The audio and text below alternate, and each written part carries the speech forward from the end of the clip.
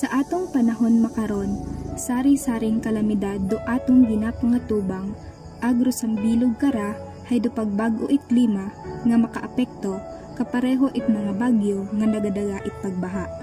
Dayang vlog hay imaw ro among pamaagi para maipakita ro mga ginaubra itaga ilaya bago pag-abot ag pagkatapos it baha.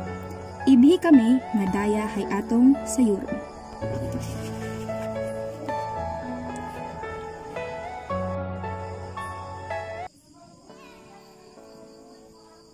Makita ninyo sa rayang video kung sa siin ginapamuot ro mga higko, dagutdot, ag kagingking para diretsyo ag uwat sa gabal ro pag-ilig itubi kung mag-abot yun dubaha.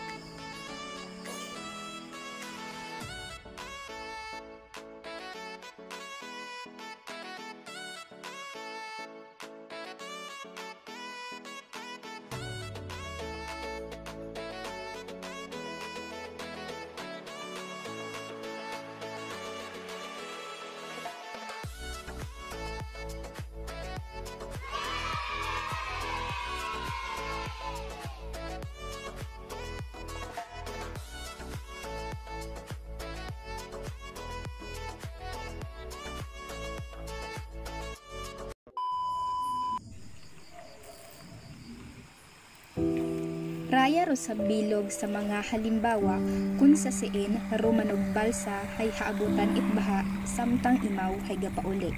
Isa nga rason haman malisod kung ikaw hay haabutan itbaha pailaya dahil gabug at dubalsa kung tuknan ay masuwo ro tubig.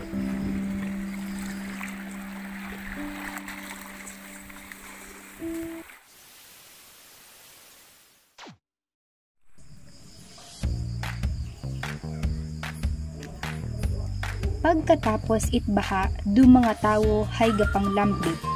Do pagpanglambit, hay imaw ro nakaugalian itaga ilaya para makadakop it isda sa mga suba.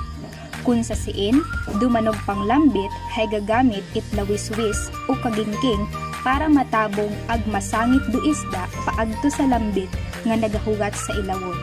Dahil, abo nga isda, do gapiktaw-piktaw sa tunga it linaw.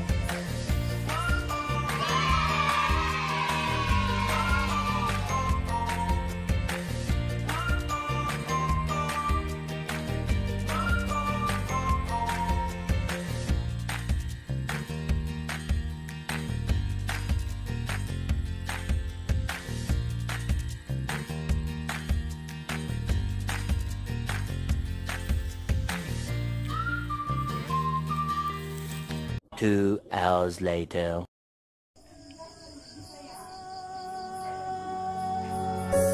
Ginahikayat gid ro tanan nga sa panahon it kalamidad pareho nga ni itbaha hay magpabilin nga kalmado ag indi gid magkalipat nga magpangamuyo.